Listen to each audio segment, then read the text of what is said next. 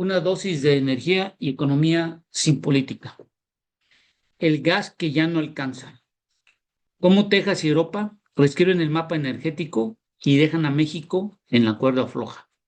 Este es un análisis estratégico en función de información que hemos tenido en las últimas semanas, en donde el gas natural se convierte en un concepto de seguridad nacional y no de autosuficiencia o de soberanía energética. Este análisis desde un punto de vista técnico, no político, y desde el punto de vista sobre lo que posiblemente pudiera pasar y lo que se tendría que hacer en México ante estos nuevos cambios que vienen en las últimas semanas y días. Primero,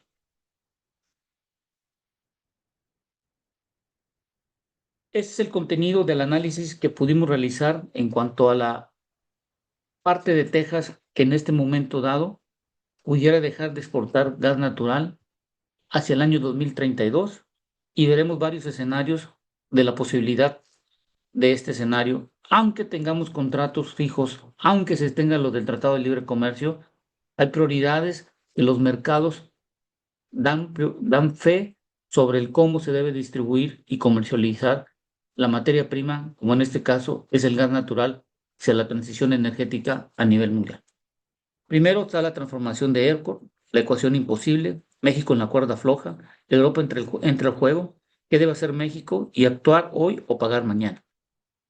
Entonces, cada uno de estos conceptos debemos de entenderlo, cómo va a subir el crecimiento sin precedentes de la demanda eléctrica en Texas. En la parte de la ecuación imposible, la producción tejana está al límite, sin margen para todos. México en la cuerda floja, dependiendo de la crítica y ausencia de alternativas. Europa entra en juego, el gas natural licuado como competidor directo por las moléculas. ¿Qué debe hacer México? Almacenamiento, producción y contratos. Y actuar hoy o pagar mañana, la urgencia de la decisión.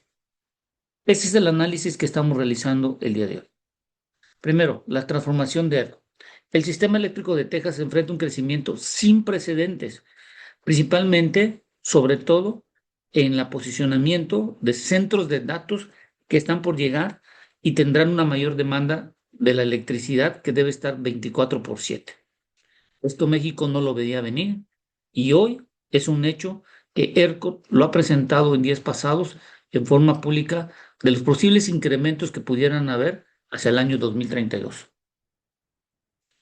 La demanda eléctrica en explosión. Principalmente se va a deber a los centros de datos, a la parte de criptominería, hidrógeno e industria disparan la curva. Hoy en Texas se tiene un pico récord de más de 85,000 megawatts. Es el récord actual en el 2025. De acuerdo a las proyecciones presentadas ERCOT en forma pública sobre las tendencias posibles que pudieran haber sobre el incremento de la demanda en Texas, se proyecta que para el año 2029 exista más de 278,000 megawatts de pico más alto que se puedan tener. Y ya para el año 2032 de más de 367,000 megawatts.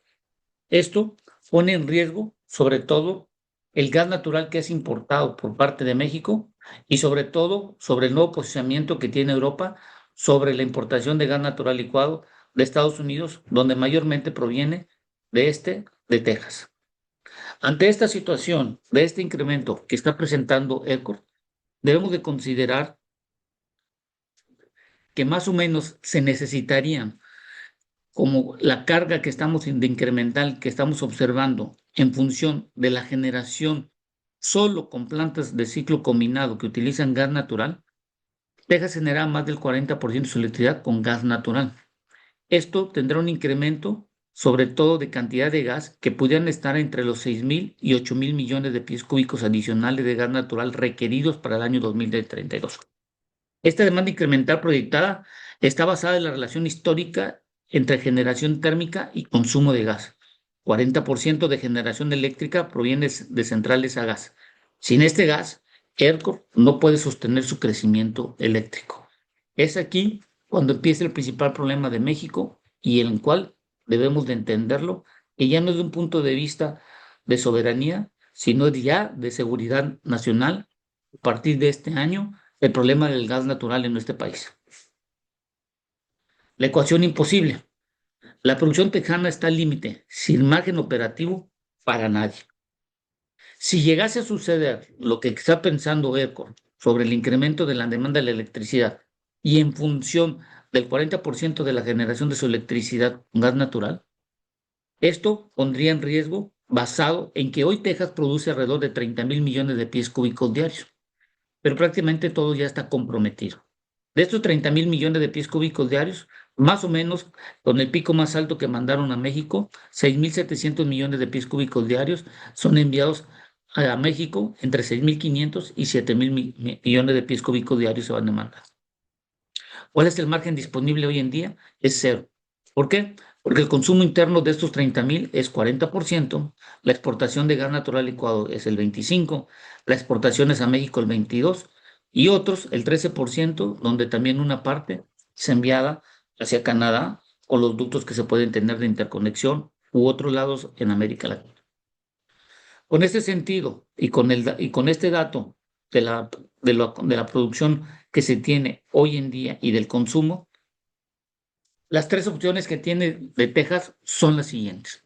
Si la producción no crece, solo se quedan en estas alternativas. Es decir, si la producción de 30,000 millones de pies cúbicos que está produciendo no crece, tendríamos que ver estos posibles escenarios que afectarían directamente a México. El primero, reducir exportaciones, limitar envío de gas natural licuado o gas producto a México para priorizar consumo interno, si no llega a crecer la producción en Texas. Segundo, deberá ajustar la demanda, restricciones o incentivos para que industriales reduzcan consumo en horas pico. Y tercero, dejar que los precios suban y permitir que el mercado racione vía precio, excluyendo a compradores con menor capacidad. En cualquier escenario, México queda en una posición vulnerable y esto debemos de empezar a considerar hoy en día. El incremento de Texas que necesita a partir de los 30,000 millones de pies cúbicos, su producción debe de subir entre 36 y 38,000 millones de pies cúbicos hacia el año 2032. Esto significa un incremento entre el 20 al 27% del incremento versus sus niveles actuales. ¿Qué se necesita? Bueno, mayor actividad de perforación, expansión de infraestructuras de recolección, nuevas plantas de procesamiento, construcción de ductos adicionales y condiciones favorables del mercado. Es ahí cuando técnicamente factible gracias al Permian, pero no de inmediato, y requiere tiempo, capital e inversión, y también necesita la parte de Midland. Entonces, todo esto que estamos viendo hoy en día dependerá también de la distribución del gas natural que pueda haber, de incremental en las otras áreas afuera de Texas o en el propio Texas, y esto significa un gran cambio en la forma como de comercialización del gas natural, y esto pudiera afectar directamente a Pemex. Hay que recordar que los contratos que se tienen por parte de la Comisión Federal de Electricidad existen cláusulas de salidas en las cuales en un momento dado se puede dejar de vender un cierto porcentaje de gas, como ya lo vimos en el año 2021, en donde hicieron ciertas modificaciones de estas cláusulas en función de lo que pasó en el 2021. Esto significa que sin las cláusulas contractuales que tiene la Comisión Federal de Electricidad y existe una cláusula de salida que por fuerza mayor o si Estados Unidos llega a aplicar que es de seguridad nacional, podemos quedarnos sin gas sin lugar a duda. 3. México la cuerda floja. Dependencia crítica de gas tejano sin alternativas reales. Tenemos una dependencia casi total. El gas natural es la sangre de la industria de la electricidad mexicana. 7 de cada 10 moléculas vienen de Estados Unidos. 95% de importaciones por producto tejano. 60% de electricidad generada con gas. De 2 a 3 días de inventario disponible. Alerta. México carece de almacenamiento estratégico y depende del suministro diario. Cualquier alteración en Texas impacta directamente al país, el país más vulnerable de la ODE ante una interrupción de gas. Estas son las condiciones, esto es el problema que tenemos hoy en día, que tenemos una gran dependencia del gas tejano ante los nuevos cambios que va a tener de la posible incremento en la demanda por los centros de datos principalmente. Esto tenemos que estar fijándonos qué vamos a hacer en México. 4 carencias críticas también. No hay almacenamiento y el inventario de 2 a 3 días. No hay cavernas, salinas ni almacenamiento subterráneo operativo a escala. No tenemos tampoco reservas estratégicas. Producción insuficiente, producción nacional insuficiente para satisfacer demanda industrial y eléctrica. Mucha de la demanda es un gas húmedo, el cual hay que dar un procesamiento adicional, que recordemos que para generar electricidad y la industria necesita un gas seco que proviene principalmente de Texas. No hay una diversificación, un solo proveedor, en un solo estado, en un solo mercado, de dependencia extrema.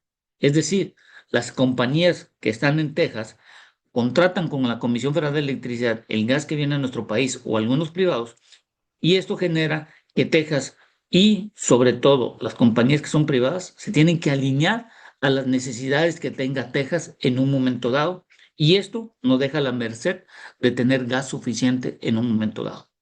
Sin infraestructura, ausencia de terminales de gas natural de importación ni rutas alternativas de suministro.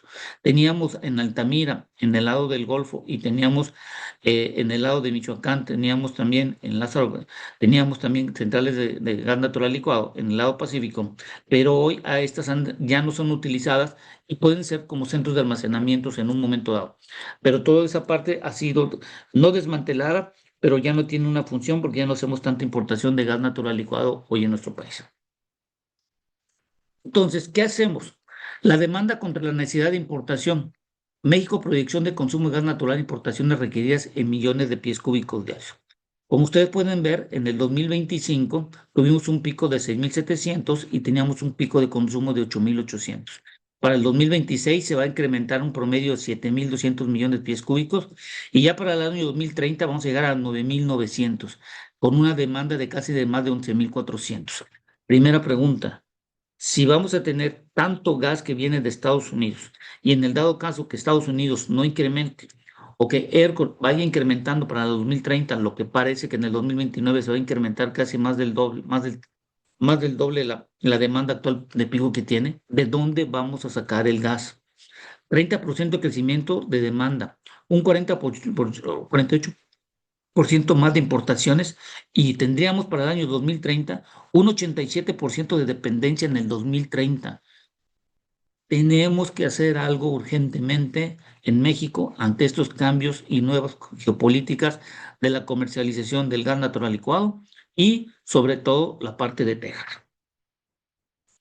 Europa entra al juego. No dejamos esto tampoco. Acuérdense que Europa en el año 2028 no le va a comprar gas natural a Rusia ni petróleo crudo y estamos viendo un problema en Qatar, sobre todo en la infraestructura que ha sido dañada. Y el único proveedor que pudiera darle en su momento dado y que está haciendo inversiones de construcción de plantas de gas natural licuado es Estados Unidos y gran parte de este gas podría provenir de Texas. El GNL como competidor directo por las moléculas de Texas. Primero, Europa paga más, México pierde.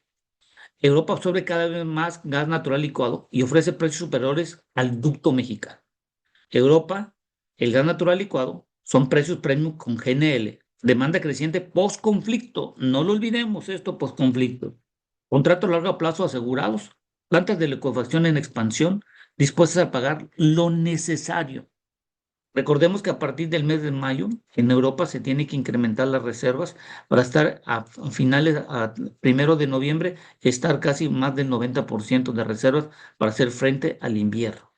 Entonces, Europa se comprueba y será parte fundamental de la nueva comercialización de gas natural licuado por parte de Texas en las exportaciones que se van a tener. México, en cambio, por ductos, precio indexado a Guaja, sin contratos de largo plazo, dependencia de un solo corredor, sin capacidad de almacenamiento y tiene una desventaja competitiva derivado que Europa sí está dispuesto a pagar lo necesario entre las cuestiones que se tienen hoy en día del gas natural licuado. El escenario crítico, impacto que tendrá. Si Texas vende gas natural licuado a Europa y aumenta su consumo interno para generación de eléctrica, ¿qué impacto tendrá en México? Europa absorbe más gas natural licuado. Exportaciones de gas natural licuado tejanas crecen de 12.000 a 18.000 millones de pies cúbicos diarios y Europa paga precios premium post-conflicto. 6.000 millones de pies cúbicos diarios comprometidos a mercados europeos quedarían en ese momento dado. el consumo interno crece y ERCO requiere de 6,000, 8,000 millones de pies cúbicos adicionales en data centers y todo lo que hemos platicado, y la demanda eléctrica pasaría de 85 a 367,000 megawatts en el año 2032. Esto es el impacto crítico que puede tener México ante una codependencia directa del gas natural tejano. El consumo interno de Texas crece, el gas natural crece, la parte de México se contrae y en parte de otros. Y el impacto en México directo va a ser una reducción del 30% de disponibilidad en ductos, entre 3 a 5 veces más el incremento en precios de gas importado, 40% de capacidad eléctrica en riesgo de apagón y una competitividad cero industrial colapsada. Entonces, todo esto que estamos viendo tiene que ser tomado en cuenta porque debemos de revisar en el peor, en el mejor de los escenarios para tomar una decisión de qué vamos a hacer respecto al gas natural. ¿Qué es lo que hay que hacer? ¿Y qué es lo que tiene que hacer México a partir de las inversiones necesarias para poder mitigar el posible problema que podamos tener por parte del incremento de la demanda que dice ERCOT y la mayor cantidad de ventas de gas natural licuado? Primero, comparado con el costo de no actuar, habrían pérdidas entre 8,000 y 15,000 millones de dólares al año. Entonces, aquí lo que estamos ustedes viendo son las estrategias que teníamos que hacer. En la segunda columna son las inversiones. ¿Cuál sería el retorno de acuerdo a lo que calculamos? ¿Cuál sería el payback en años que se tendrían que tener? Y el ahorro de no actuar, ¿cuánto sería el acumulado? Entonces, el costo de no actuar nos podría costar entre 8,000 a 15,000 millones de dólares al año en apagones, sobreprecios, pérdida industrial y costos de emergencia. Entonces, si hacemos una gráfica entre el costo de no actuar y la inversión más la operación acumulada que se necesita, entonces sería mucho mayor la cantidad de no hacer nada a partir del año 2027. Nos podría costar más de 220,000 millones de dólares en las pérdidas acumuladas en 10 años por apagones, sobreprecios, fuga industrial y emergencias. Y actuar solo nos costaría 30,000 millones de dólares. Inversión total en 10 años, incluyendo infraestructura, operación y almacenamiento. Esto es lo que tenemos que hacer porque el beneficio neto de actuar es de 183,000 millones de dólares en pérdidas evitadas y tendríamos un ROI de 6 a 1 por cada dólar invertido.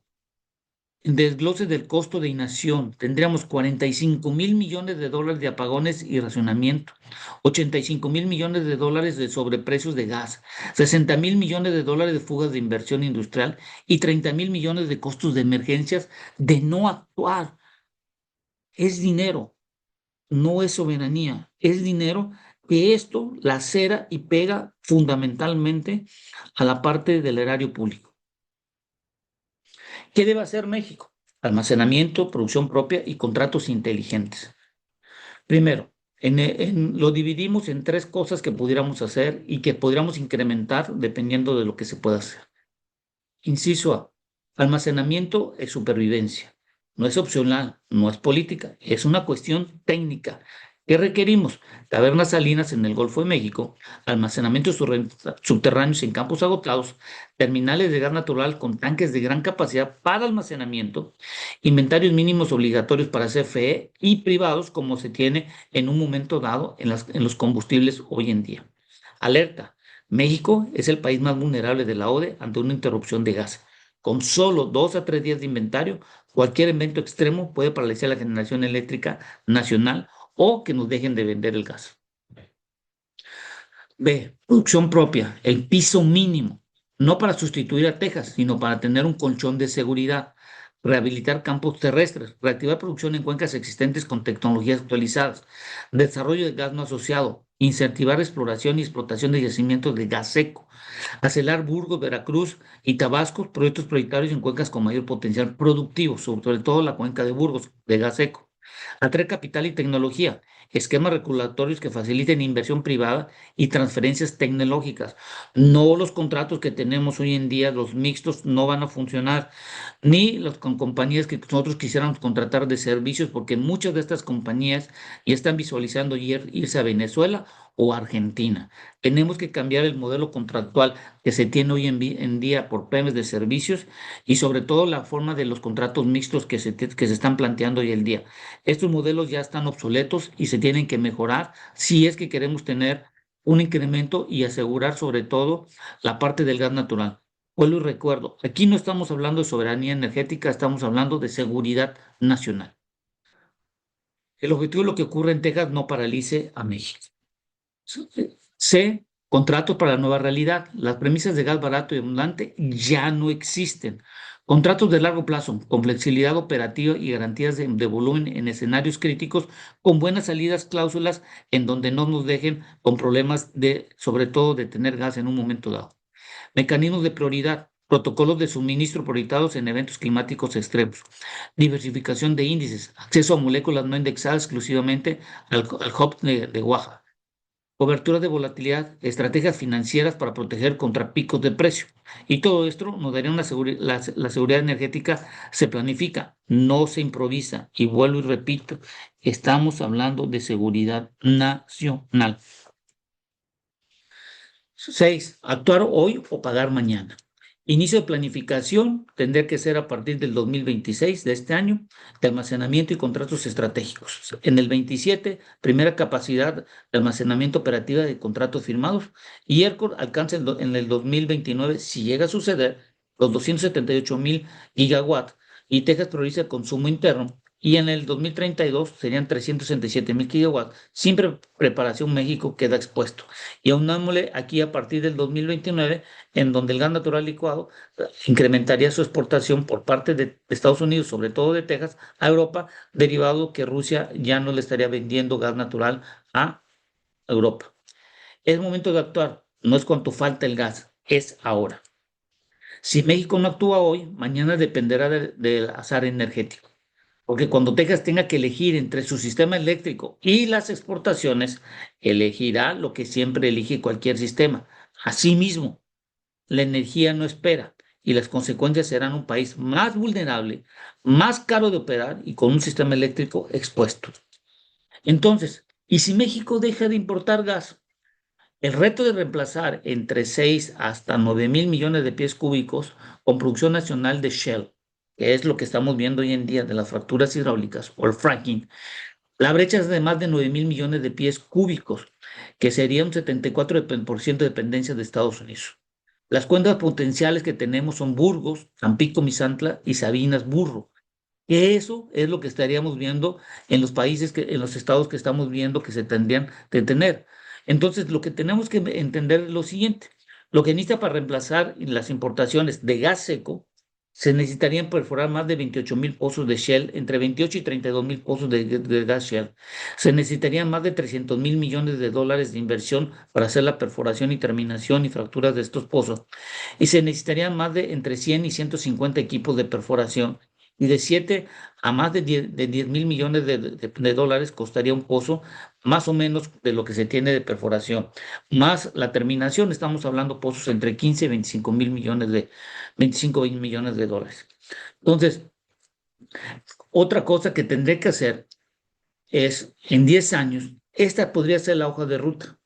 La primera fase del 2027 a 2029, la exploración y pilotos, la evaluación sísmica de cuencas, perforar entre 50 y 100 pozos piloto en Burgos, definir marco contractual y atraer socios tecnológicos. La inversión estaría entre 5,000 y 8,000 millones de dólares y se necesitarían entre 40 y 60 equipos. La fase 2, que sería de 2030 a 2032, que sería un desarrollo acelerado, que sería pasar de 3,000 a 5,800 millones de pies cúbicos diarios, adicional de lo que estaría produciendo de los 2,000 millones de gas seco que tenemos actualmente, tendremos que estar perforando entre 2,000 y 4,000 pozos en esta fecha por año. La infraestructura de gasoductos tenerla por el volumen que vamos a estar manejando incremental y plantas de procesamiento y contratos mixtos activos, no los actuales. Vuelvo y repito, la inversión de 80 a 120,000 millones de dólares y equipos que estarían manejándose serían entre 80 y 120 equipos. Ya para el 2033 y 2037, que es cuando podríamos estar sustituyendo, si es que hacemos todo esto, el gas seco de Estados Unidos, podríamos tener una perforación masiva de 5,000 pozos por año, la optimización de producción la reducción de importaciones al 20% y potencial de exportación. Y la inversión sería de 120 a 180,000 y se tendría que mantener 350, más de 150 equipos. Pero esto a partir de 2037 hasta el año que pensemos nosotros que debemos de mantener esta producción de gas natural, se tendría que mantener la inversión, la actividad y sobre todo hacer una diversificación de los campos en los últimos 10 años de la información y de lo que se tuvo. En este tipo de pozos no es nada más que se producen, sino tienen un periodo de vida que a los 6 meses empiezan a producir entre 2,000 a veces 4,000 millones de pies cúbicos y muchos de los casos a veces llegan por debajo de los 1,000 millones de pies cúbicos diarios. Entonces, esto es importantísimo dejarlo bien en claro, que esta perforación del 2027 al 2037 significa para llegar a incrementar y dejar de invertir, pero a partir de 2037 se tiene que continuar con la inversión para poder mantener la producción y sobre todo tener pozos operando de gas seco. De no hacerlo, de nada haber servido los 10 años que se hizo toda esa estrategia, y esto tenía como consecuencias una caída y volveríamos a ser parte fundamental de las importaciones que tenemos que hacer de los Estados Unidos. La meta en 2037 son más de 8,000 millones de pies cúbicos diarios, un incremento de más del 261%, una inversión total de más de 300,000 millones de dólares y más de 28,000 pozos que se tenían que perforar en estos años, pero continuar la misma cantidad de pozos para poder mantener la producción. ¿Quién puede hacerlo? Pemex no puede solo, se requiere un ecosistema de operadores internacionales. Pemex, limitaciones actuales. La deuda, ya sabemos que anteriormente era de 100,000 millones, hoy está por debajo de 90,000 millones de dólares y es la petrolera más endeudada del mundo. Equipos, solo para aparecer nomás hay 40 equipos de perforación, se necesitan más de 150. La experiencia, nunca ha operado un desarrollo Shell a gran escala, se han hecho pozos exploratorios que más o menos no pasan de los 50. La tecnología es sin expertise en fracking horizontal moderno. Recordemos que Pemex hace contratos de compañías que le den el servicio. Anteriormente así era, contrataban a los fracturadores y todo para hacer las fracturas y luego se hicieron contratos integrales, luego se hicieron contratos de obra pública financiada, pero hay muchas modalidades de contratos, no los mixtos que están actualmente no van a funcionar porque no son atractivos.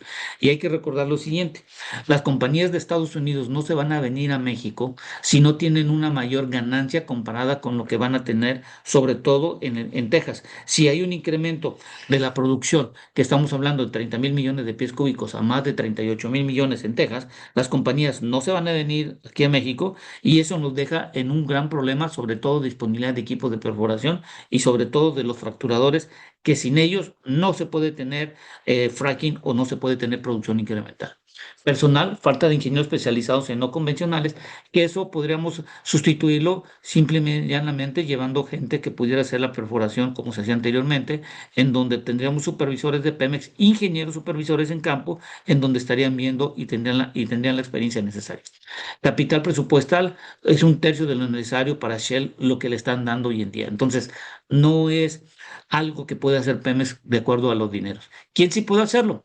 Los mayores que podrían hacer compañías internacionales como Exxon, Chevron, Shell, capital más tecnología más escala global, pero todo esto dependerá si estas compañías se les permite tener contratos de producción compartida o algún porcentaje de la producción, que recordemos que este tipo de empresas se están yendo principalmente a Venezuela y algunas de estas en Argentina a hacer la distribución y la operatividad de Vaca Muerta.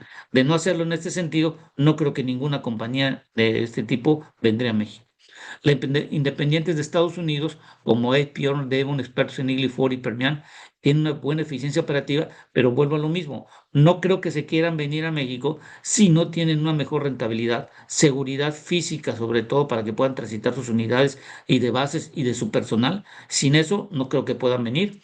Y las empresas de servicio, que muchas de esas ya están aquí en nuestro país y tienen tecnologías de cuarta generación en fracking, como Halliburton, que ha tenido hoy en día la creación de motores eléctricos, que eso ha disminuido la contaminación, mayor potencia en las fracturas y una mejor eficiencia en las fracturas. Y esto lo están realizando junto con Chevron y lo van a hacer también en Vaca Muerta, en Argentina. Entonces, hay muchas formas como lo pueden hacer.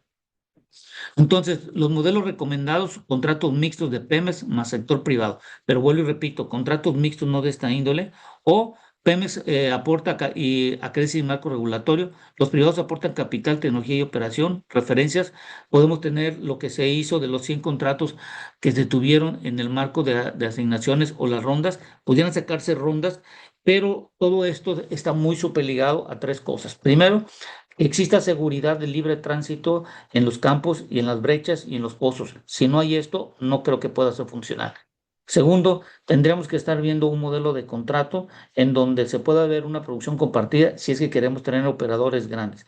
Si esto no es así, se tendría que buscar contratos, ya sean integrales, contratos de obra pública financiada o de otra índole, más actualizados en el sentido de podernos mayor atractivos, derivado que los contratos nuevos que están saliendo en Venezuela son mucho más atractivos que los que se tienen en México y también los que se tienen en un momento dado en Argentina. Con toda esta información, yo lo único que quiero yo resumir es lo siguiente. Si México no actúa hoy, mañana dependerá del azar energético. Porque cuando tenga que elegir entre su sistema eléctrico y las exportaciones, elegirá lo que siempre elige cualquier sistema, sí mismo. La energía no espera y la consecuencia será un país más vulnerable, más caro de operar y con un sistema eléctrico expuesto. Espero que esta información sirva y recordemos algo importante. ERCOT ya tiene su producción, ya tiene una producción, una demanda posiblemente de más de 300.000 millones de megawatts en sus picos y esto generará una mayor demanda de gas natural. Y esto, lacerado con la falta de venta de Rusia de gas natural a Europa, incrementará las exportaciones y en donde Texas, como lo estamos viendo en este resumen que estamos poniendo, podría darle prioridad. Y es cuando la Comisión Federal de Electricidad, la Secretaría de Economía y sobre todo los que utilicen el gas natural tendrán que ver las cláusulas de salida que se tienen o en el dado caso cuando no puedan dar la cantidad de gas. Esto no es soberanía energética, es seguridad nacional. Gracias por su tiempo y espero que sirva la información.